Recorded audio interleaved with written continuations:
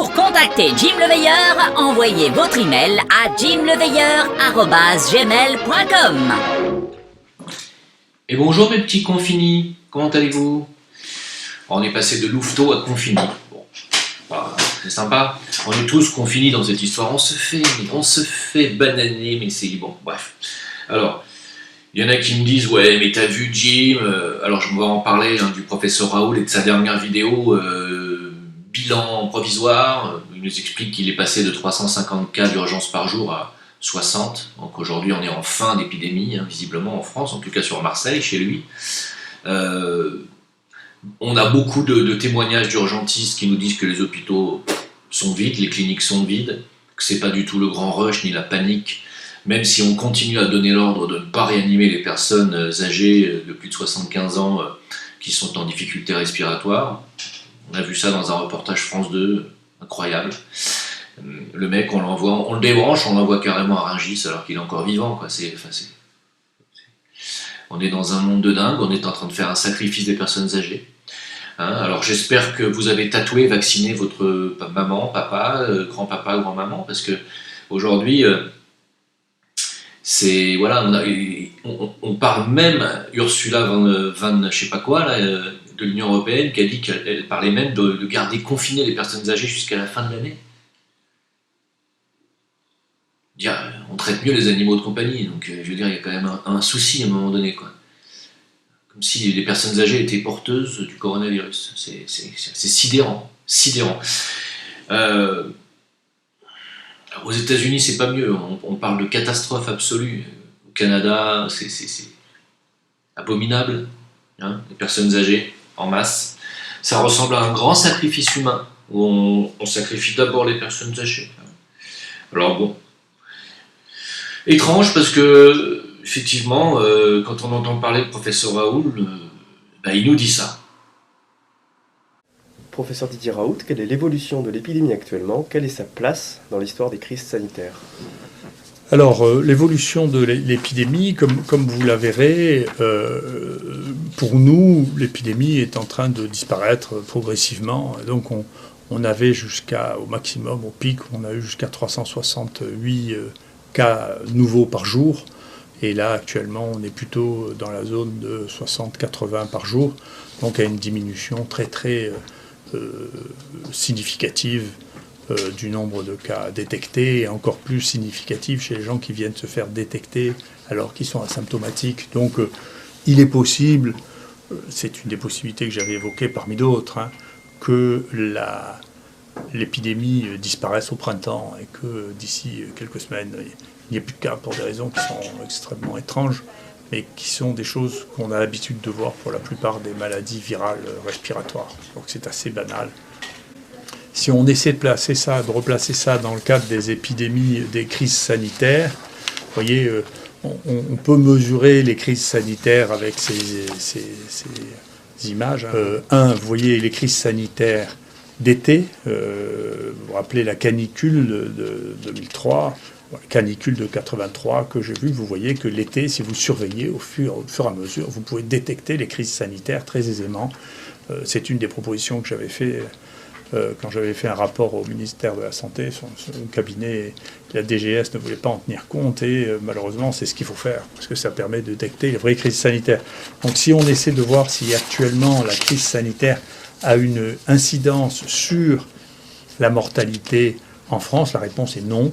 Les crises sanitaires qui ont, pendant l'hiver, joué une différence significative sont en 97, 2000, 2009 et 2017. Mais on est très loin actuellement, si on cumule, vous voyez, les mois de décembre à mars, de la crise sanitaire de 2017 où il y avait eu énormément de grippe H3N2. Il se trouve que cette année, il y a eu beaucoup moins de grippe et beaucoup moins de VRS, ce qui fait que l'augmentation de la mortalité liée à ce nouveau virus n'est pas visible significativement dans l'ensemble de la population. C'est bizarre, non? C'est bizarre, Pour lui, on est en fin d'épidémie, il n'y a pas beaucoup plus de morts que les années précédentes, même beaucoup moins, au niveau des autres affections, des autres pathologies. C'est bizarre. C'est-à-dire qu'on a laissé mourir. Enfin, en fait, j'ai entendu parler un urgentiste qui disait, je vais vous faire le résumé, qu'en clair, les personnes qui avaient des pathologies habituelles, asthme, difficultés respiratoires, les autres années, hein, qui comme chaque année à cette période se retrouvent confrontés aux mêmes problèmes, n'ont pas pu avoir accès aux lits de réanimation et sont quand même morts. Ils sont morts chez eux parce qu'ils avaient des pathologies lourdes avant le coronavirus. Et même sans attraper le coronavirus, ils sont morts quand même. Et on met ça sur le dos du coronavirus, on les comptabilise comme victimes du coronavirus, ce qui est faux. Hein. Alors, je ne minimise pas la dangerosité de ce vaccin. Pardon. Alors, je ne minimise pas la dangerosité de ce virus. Hein. Je ne minimise pas, puisqu'aux États-Unis, ils ont quand même bien morflé. Mais, apparemment, aujourd'hui, le pic serait passé aux États-Unis aussi. Hein. Ils sont à 20 000 morts, alors que certains annonçaient 2 millions de morts. Trump lui-même annonçait entre 100 et 200 000. Ils en ont 20 000.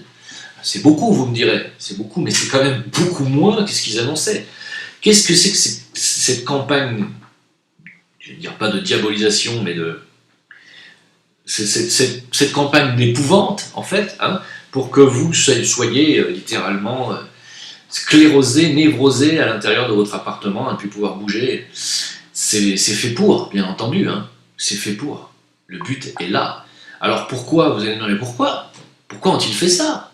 Vous avez vu qu'ils ont orchestré en France, Macron et son gouvernement ont parfaitement orchestré la pénurie de masques. Alors que si vraiment ils avaient voulu, on en aurait eu en 3 jours des masques. On est dans une puissance mondiale. Si le Maroc a pu en faire en 2 semaines, la France aurait pu en faire en 5 jours. C'est CQFD, hein. Ils n'ont pas voulu. Ils ont empêché même les petites entreprises d'en fournir. Même les entreprises françaises, hein, je l'ai démontré déjà. Donc, pour quelle raison semer la terreur du coronavirus parmi la population, tout en n'offrant aucune alternative, en continuant à dire que la chloroquine et le protocole de Raoult étaient de la merde, dangereuse, sans rien offrir, alors que les autres pays à côté, eux, l'utilisent sans aucun problème et que ça fonctionne et qu'il n'y a pas de risque, visiblement, d'effets secondaires. Pourquoi ont-ils fait ça? C'est la question qu'il faut se poser. Pourquoi? Qu'est-ce qu'ils ont voulu faire? Qu'est-ce qu'ils veulent faire? Vous allez me dire, tu vas encore te répéter, Jim. Probablement encore une centaine de fois. Et surtout, pas de confinement sans vaccination. On nous l'a bien dit, Jacques Attali, encore. Jacques Attali, qui est, vous le savez, le bienfaiteur de la France. Il a dit, non, ce serait stupide de déconfiner si on n'a pas un vaccin. Ah non, on n'a pas de traitement. Ben non. Ah, le professeur Raoult, non, c'est une merde, mais il connaît rien en virus. C'est juste la plus haute sommité en virologie mondiale. On a le traitement qui fonctionne dans le monde entier, mais pour Jacques Attali, non. La chloroquine, le quoi? L'azithromycine, non, je ne connais pas. Je ne vois pas de quoi vous parlez, monsieur. Mais pourtant, l'estrosie, non. Qui ça? Estro quoi? Sarkozy? Non. Estro, c'est un médicament, estrosie? Pour Attali, c'est tant que tu n'as pas de vaccin, il ne comprend pas. Peut-être pour lui, il est peut-être le moment d'aller passer un petit test neurologique. Hein. Attention, Jaco, les EHPAD te tendent la main. Hein, alors, il n'y a pas que lui. Hein, attendez, je vais vous le dire, parce que c'est quand même, ça vaut de l'or. Hein, c'est Machin. Je l'appelle Machin parce que j'arrive pas tellement à l'appeler par son nom. Donc, ils ont dit, alors l'Organisation mondiale du génocide, l'OMG, l'OMS, de la santé, pardon. Ils ont dit un vaccin est nécessaire pour interrompre totalement la transmission du coronavirus. Ah bon? D'accord. Pourtant, tout le monde nous dit que ça ne servira strictement à rien, donc évidemment, vous avez bien compris. Hein, voilà. Donc, là, on nous dit, au final, sans vaccin, en fait, en clair, vous allez rester chez vous tant qu'on n'aura pas de vaccin. Non, rien à faire, c'est comme ça. Donc, comme ils n'auront pas le vaccin en septembre, je vous laisse comprendre par vous-même qu'il ne se passera rien avant septembre. Les personnes âgées vont rester confinées, les frontières entre l'Europe et l'Afrique vont rester fermées. D'ailleurs, entre parenthèses, c'est bien pour l'Afrique. Hein. Gardez vos malades, hein. J'ai envie de vous dire. Parce que nous, on s'en sort très bien ici. On n'a pas besoin des infectés européens en Afrique. Alors, on va passer aux choses sérieuses. Hein. On va passer aux choses sérieuses. Maintenant que vous avez écouté le professeur Raoul, on va écouter d'autres choses. D'abord, je vais commencer leur petite revue de presse dans l'ordre. Je voulais aussi faire une petite parenthèse par rapport, vous savez, on me dit souvent, oui, tu nous annonçais depuis un certain temps une guerre civile en France entre les racailles, les Français de souche ou les autres, parce qu'ils vont piller les magasins. On n'est pas encore là, mais vous savez qu'on vous êtes confinés jusqu'au 11 mai, et que c'est une catastrophe pour beaucoup d'entre vous, au niveau pécunier, au niveau travail. Ça fait 2 millions de chômeurs en plus en France. Aux États-Unis, on passe la barre des 15-16 millions de chômeurs, c'est un truc de fou. Et donc, enfin, 15 millions de chômeurs en plus. Hein. Et donc là, aujourd'hui, où on en est, c'est une catastrophe financière pour tout le monde. Et bien entendu, vous vous doutez bien que c'est pas terminé. Hein.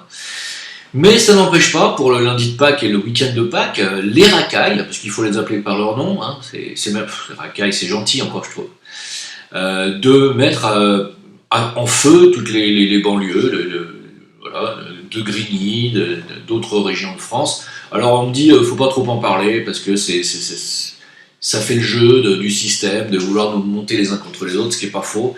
Je voulais juste un truc, quand on en arrive dans une cité, par exemple à Grigny, qu'un hélicoptère des forces de l'ordre françaises soit visé par des mortiers,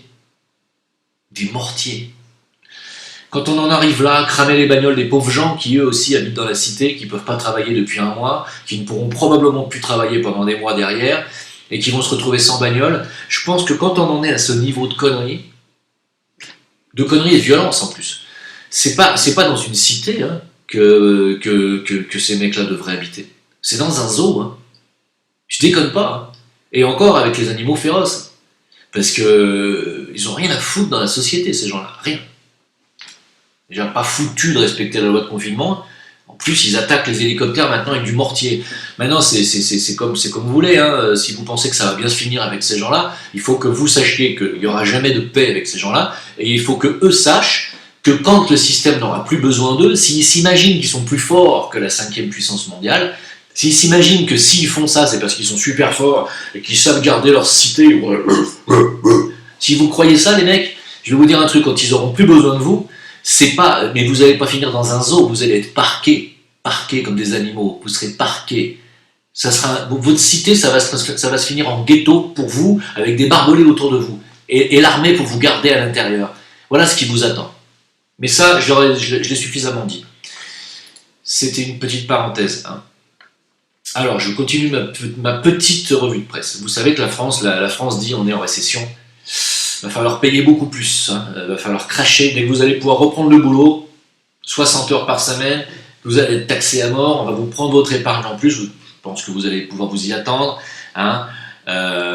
Mais, n'oubliez pas quand même que le gouvernement français a acheté pour 100 milliards de bons du Trésor américain. Hein. 100 milliards d'euros, de dollars. Et puis ils ont emprunté 70 milliards pour la sécurité sociale. Puis ils prêtent 1 milliard aussi, 1 milliard 200 millions à l'Afrique aussi. Il n'y a pas d'argent pour les masques. Hein. Donc voilà, bah, écoute, c'est bien moi je trouve. Hein, je trouve que c'est pas mal.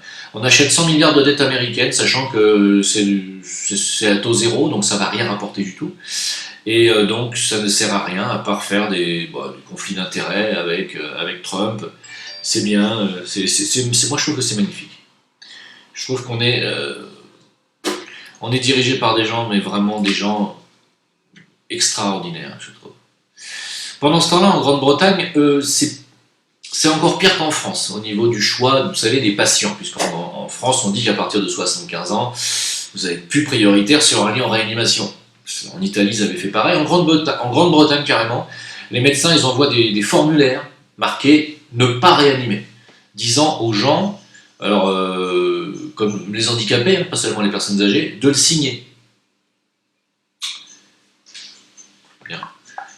Je trouve que là c'est bien. Je trouve que là on atteint aussi, on atteint du haut niveau. Alors vous allez me dire, mais alors qu'est-ce qui va se passer après, Jim? Alors pourquoi font-ils ça? Parce qu'ils vont annuler la dette, peut-être que ça va nous. Alors Christine Lagarde, elle a dit annuler la dette? Mais il faut rigoler. Jamais ils annuleront la dette. Je crois que vous n'avez pas compris encore à qui vous avez affaire. Jamais, même quand on arrivera à 140% d'endettement du PIB comme l'Italie, on n'annulera jamais la dette, on n'annulera jamais cette loi Rothschild, puisque c'est ça qui les fait vivre et c'est ça qui fait qu'ils tiennent la planète entre leurs mains. Comment voulez-vous qu'ils arrêtent la dette? Ils préfèrent vous voir crever dans un caniveau, dans un EHPAD, ou que d'annuler la dette. Enfin, voyons, mais vous...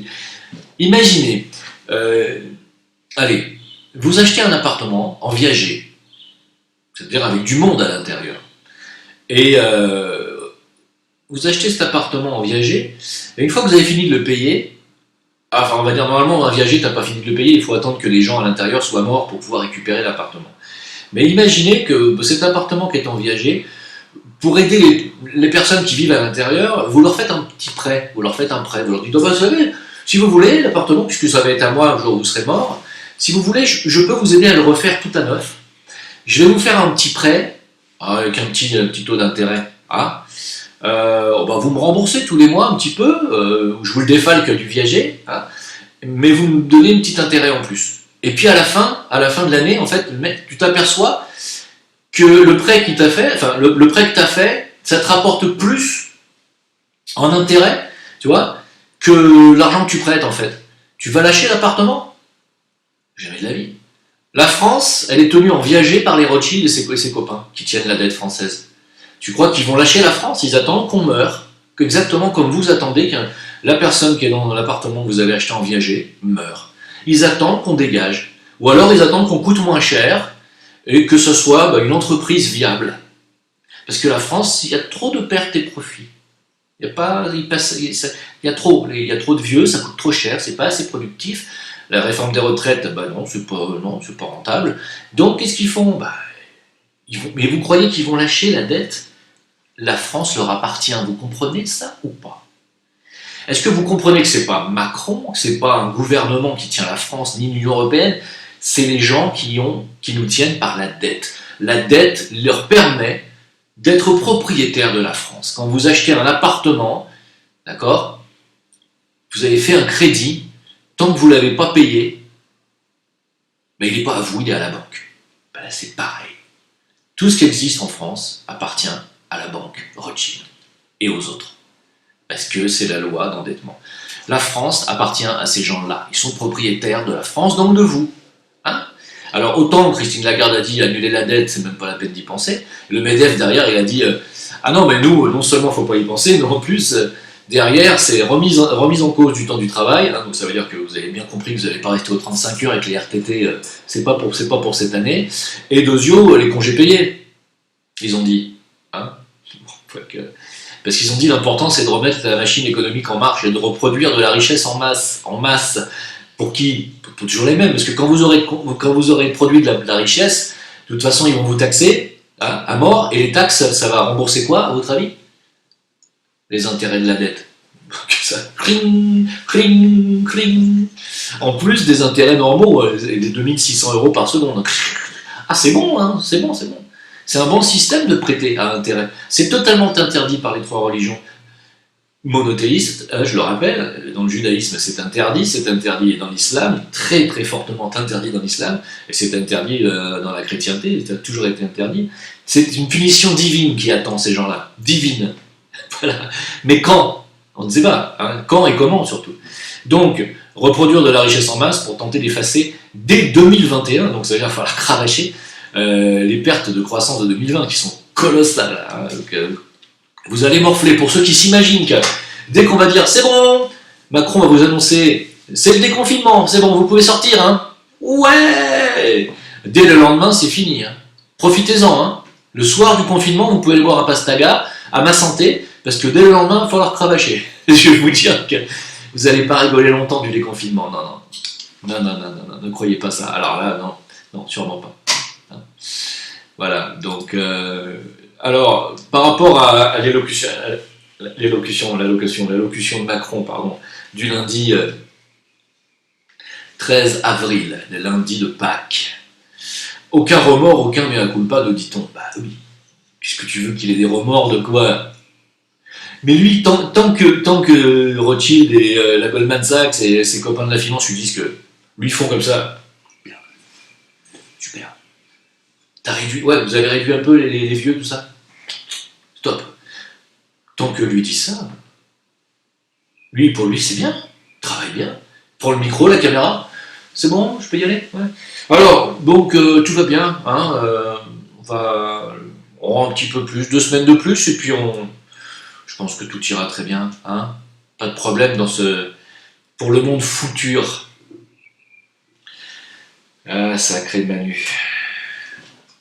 Alors, c'est marrant parce que j'ai envie de dire même, c'est bizarre, hein, parce que, alors c'est les médias qui s'appellent Le Monde Juif. Donc vous allez me dire, tiens, encore? Attends.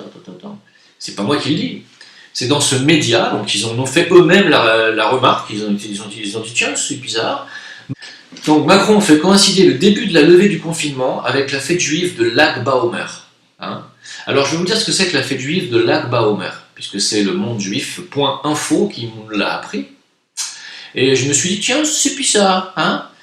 Alors, donc, écoutez bien, parce que c'est le confinement le plus strict et doit encore se poursuivre jusqu'au 11 mai, comme vous savez, il a déclaré ça. Donc, ce 11 mai tombe au même moment que la fête juive Lag BaOmer, qui célèbre la fin d'une épidémie qui décima les disciples du grand sage Rabbi Akiva. Hein.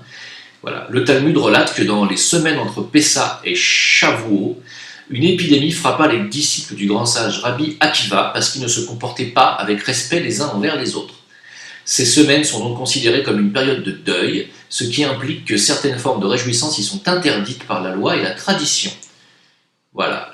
Donc à mon avis, Macron vous dira, c'est le déconfinement, mais il est hors de question, comme c'est écrit là, il est hors de question de pratiquer aucune forme de réjouissance. Il va vous dire en raison des nombreuses victimes qu'il y a eu dans les EHPAD au Rivotril, et à cause des masques qu'il n'y avait pas eu, et à cause de la chloroquine que tout le monde n'a pas eu. Il va vous dire, il ne faut pas vous réjouir, parce que c'est une fête juive, oui, c'est interdit de se réjouir.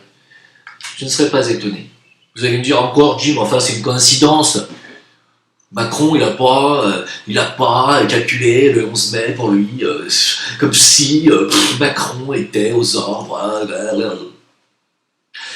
Mais il l'a annoncé le lundi de Pâques. Et le lundi de Pâques, c'est quoi comme fête? C'est une fête chrétienne, c'est la résurrection du Christ, comme si Macron était... Oui, alors le lundi de Pâques, c'est la résurrection du Christ pour les chrétiens. Pour les juifs, c'est la Pessa.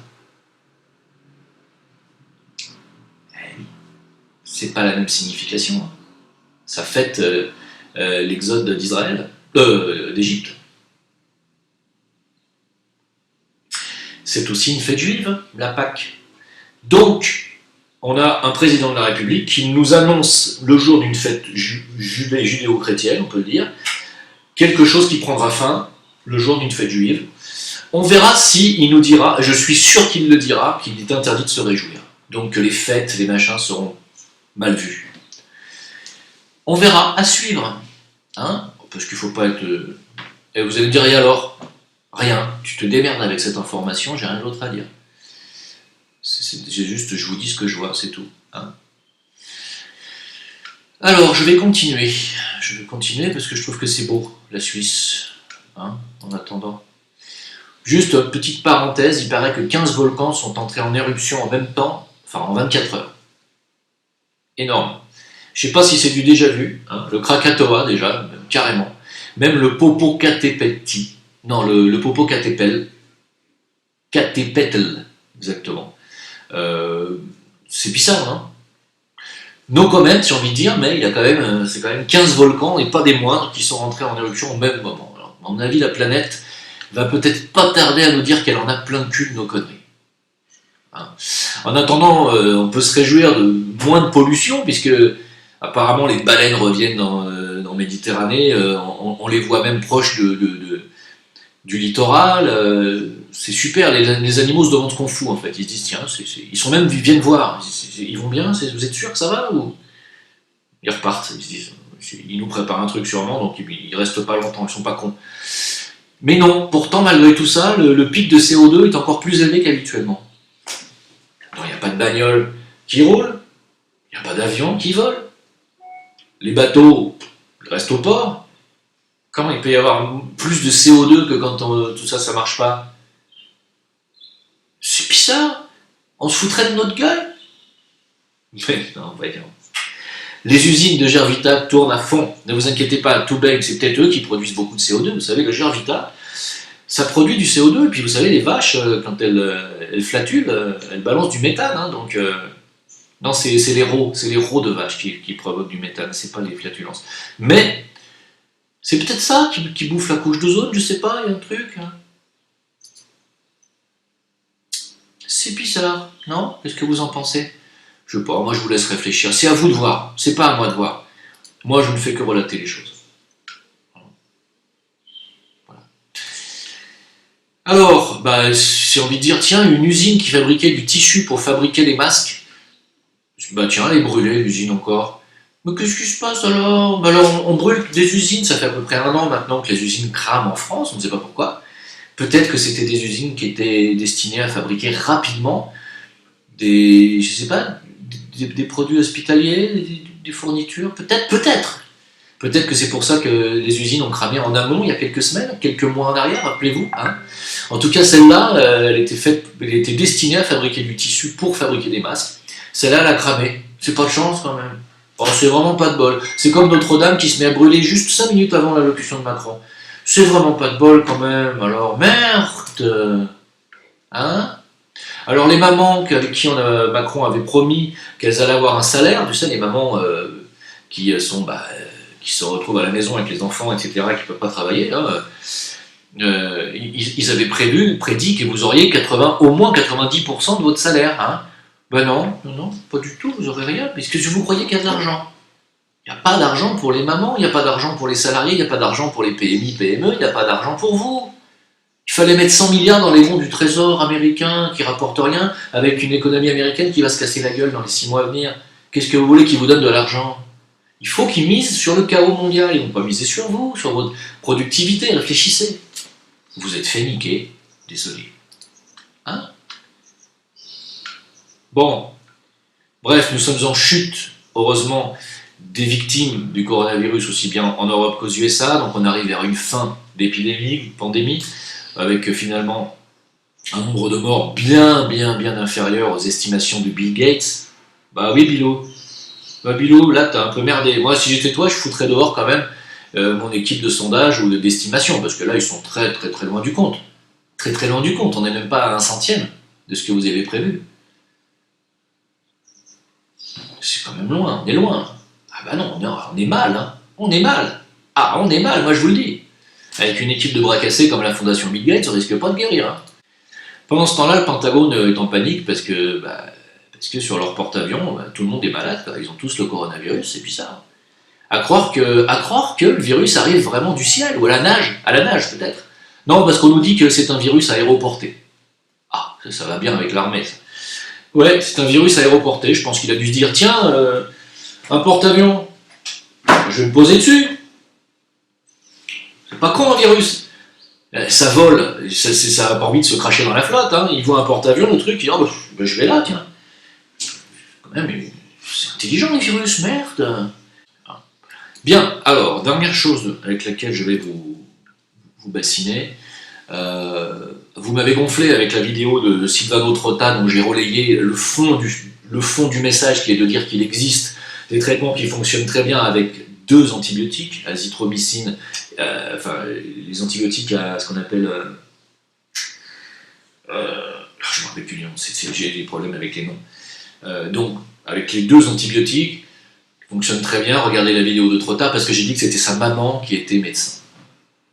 Tout le monde m'a écrit, tu sais Jim, c'est pas sa maman qui est médecin, mais qu'est-ce qu'on en a à foutre? Ça pourrait être la reine d'Angleterre, ça change rien. Le fond du sujet, c'est qu'il y a un traitement qui fonctionne avec 2 antibiotiques. C'est tout. On s'en fout que ce soit sa mère ou la mère de son voisin, on s'en tape. Est-ce que vous pourriez vous concentrer sur le fond de ce que je dis et non pas sur la forme? Parce que si on se concentre que sur la forme, je ne vois pas ce que vous faites sur ma chaîne. parce que j'ai une caméra de merde, je suis dans un appart et une chambre de merde, voilà, et tout est merdique dans mes vidéos. Si vous regardez que la forme, vous allez trouver que tout est merdique. Non, s'il vous plaît, regardez le fond et écoutez le fond de ce que je dis. Merci de ne pas me faire de reproches sur les formes. Je vais finir vite fait pour vous dire que il y a pas. Alors, d'après Morandini, vous avez vu l'émission de Jean-Marc Morandini, il y a eu. Vous tapez sur Google Morandini, fausse pénurie de masques, parce qu'il paraît que des masques, il y en a parfaitement en France, et il y en a beaucoup, et que c'est une fausse pénurie. Tout ça, c'est organisé, voilà. Je vous laisse déduire ce que vous voulez de ces informations. Je vais terminer par une information sur la 5G. Vous allez me dire, mais alors Jim, est-ce que la 5G active le virus? Il y en a qui vous disent oui, il y en a qui vous disent n'importe quoi, il y en a qui vont vous dire, on ne sait pas. Moi, je fais partie de la 3e catégorie, je vais vous dire, je ne sais pas. Il y a une chose qui est certaine, par contre, c'est que pendant cette pandémie mondiale, on installe la 5G partout. Pendant le confinement mondial, on installe la 5G partout. Ça, c'est un fait. Alors, est-ce que c'est la 5G qui active le virus? Visiblement non, puisque les antennes ne sont pas encore installées. Par contre, est-ce que la pandémie sert à cacher le fait qu'on installe les antennes 5G dans le monde? Oui. C'est une évidence. Il n'y a pas que ça. Le problème de la 5G, c'est pas seulement des antennes. C'est aussi des satellites qu'on envoie en apesanteur autour de la planète. Par grappe de 60, hein, ils se suivent. Alors vous allez me dire, mais tiens, je croyais que la Terre était plate et qu'on n'envoyait pas de satellites dans l'espace, que c'était un mensonge de la NASA. Alors si vous faites partie de cette catégorie, je ne vois pas encore ce que vous faites sur ma chaîne. Hein. Allez chez les débiles, mais vous ne restez pas chez moi. Évidemment que oui, on envoie des satellites dans l'espace, heureusement, sinon je ne vois pas comment vous auriez la télévision. Bref, enfin, ils vont encore me dire que non, ça passe par câble. Super. Sinon, à part ça, on envoie des satellites dans l'espace, et je vais vous laisser, avec cet astronome professionnel, vous expliquer la situation. Le ciel étoilé a été classé patrimoine mondial de l'humanité.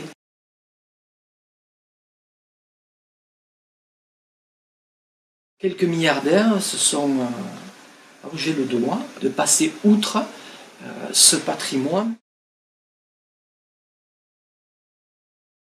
Mais on a déjà des témoignages de personnes qui nous contactent en nous demandant ce à quoi ils ont assisté. Ce sera le cas partout dans le monde. Vous aurez cela en permanence. On est en train d'obstruer ce ciel étoilé, ces fameux satellites 5G. Certains veulent pouvoir créer, grâce à ces satellites, des messages publicitaires dans le ciel. Et on a vu ce train de satellites nous passer au-dessus de la tête, et on a été absolument effarés de voir ce spectacle en plein centre-ville avec la luminosité ambiante.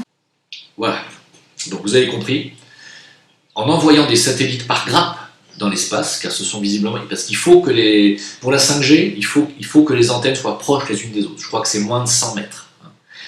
Et ce qui fait que ça va rayonner partout et très puissamment, vous avez compris. Il y en a même qu'il va falloir installer tous les 30 mètres selon les murs, parce que les murs gênent vraiment la 5G. Pourquoi? Parce que c'est des fréquences qui sont très élevées, et plus on monte en fréquence, plus elles sont courtes. Ce qui veut dire qu'elles sont plus puissantes, mais elles ont une portée moins longue dans la distance physique. Donc il faut qu'on en mette plus. Donc vous allez tous être imprégnés, vous allez baigner dans finalement les radiations 5G. C'est ça le problème, et que ce sont des radiations très puissantes, bien plus puissantes que la 4G, qui moi déjà personnellement m'empêche de dormir. Alors, là le fait d'envoyer des satellites, vous avez compris, vous avez écouté cet astronome, non seulement on va avoir un ciel pollué, pour ceux qui vont prendre des photos de l'espace, mais surtout, apparemment avec cette technologie, vous aurez droit à avoir peut-être des hologrammes, enfin en tout cas des images projetées depuis la haute atmosphère. C'est marrant parce que ça ressemble énormément au projet Bluebeam. Alors pour ceux qui ne connaissent pas le projet Bluebeam, tapez Bluebeam sur Google et renseignez-vous, parce que ça y ressemble énormément. Moi j'ai toujours dit que j'y croyais pas à ce projet Bluebeam. Quand j'ai entendu ce monsieur, je me suis dit que peut-être j'ai eu tort. Alors, on verra. En tout cas, je vous remercie de m'avoir écouté. Je vous dis à suivre, parce que j'ai pas grand chose de plus à dire. Pour le Zincoin, nous sommes stabilisés à 2,50 $, ce qui est un très bon prix, hein, alors que Wetio n'est pas encore déployé officiellement. Nous sommes en test avec la blockchain. Si vous voulez investir dans le Zincoin, c'est maintenant. Pourquoi? Vous avez vu qu'il est monté à 5 $, que bien entendu à 5 $ c'était un coût incroyable, qu'il y a eu beaucoup de ventes et des traders qui ont aussi fait beaucoup de profit là-dessus, hein. Mais il est aujourd'hui stabilisé à 2,50 $, ce qui veut dire que c'est un prix, c'est énorme. On était il y a un mois à moins de 30 centimes, on est à 2,50 $ alors qu'on n'est pas encore sur la blockchain. C'est le moment d'investir dans le Zincoin. 2,50 $, stabilisé, ça veut dire qu'il ne va pas redescendre, et ça veut dire qu'il repassera automatiquement par 5 $, car ça se passe comme ça chez les actifs spéculatifs, ils reprennent toujours un cours qu'ils ont déjà traversé. Donc, attendez-vous à une remontée assez spectaculaire du Zincoin dans les mois à venir, et si vous le prenez à 2,50 $, même si pour certains c'est surréaliste et que c'est beaucoup trop, rappelez-vous que ceux qui ont acheté du Bitcoin en 2009 à 30 centimes, et d'autres qui l'ont acheté à 3 $ en pensant que c'était déjà beaucoup trop cher, n'oubliez pas qu'il est monté à 22 000 $. Vous allez me dire aucun rapport entre le Bitcoin et le Zincoin, justement. Il n'y a aucun rapport, et donc il n'y a aucune raison que le Zincoin, qui lui a une réelle utilité humanitaire, hein, on va vous le démontrer. Regardez la chaîne de Karim Ben Abdelkader sur Facebook et regardez tout ce qu'ils ont fait en œuvre humanitaire pendant cette crise. Vous allez pouvoir aussi bientôt voir une vidéo de ce que je fais personnellement avec ma femme. Et tout ça, c'est grâce, bien entendu, à ce que le Zincoin a généré, hein. Donc, pour ceux qui ne comprennent pas que le Zincoin, contrairement au Bitcoin, a vraiment une utilité humaine, humanitaire, bien sûr que le Zincoin n'a rien à voir avec le Bitcoin, mais qui peut aller beaucoup plus haut. Voilà. Et je le souhaite, et en tout cas on le souhaite tous, et on travaille tous là-dessus, et pour ça. Donc, vous m'écrivez pour ceux qui veulent du Zincoin jusqu'à la fin du mois d'avril. Après c'est fini, je ne m'occupe plus du Zincoin. Après vous irez l'acheter directement sur les plateformes d'achat, et vous ne passerez plus par moi. 30 avril, date butoir. Voilà, donc vous m'écrivez jimleveilleur tout attaché @gmail.com. jimleveilleur tout attaché @gmail.com. Ok? Merci beaucoup et bon courage. Pour contacter Jim le Veilleur, envoyez votre email à jimleveilleur@gmail.com.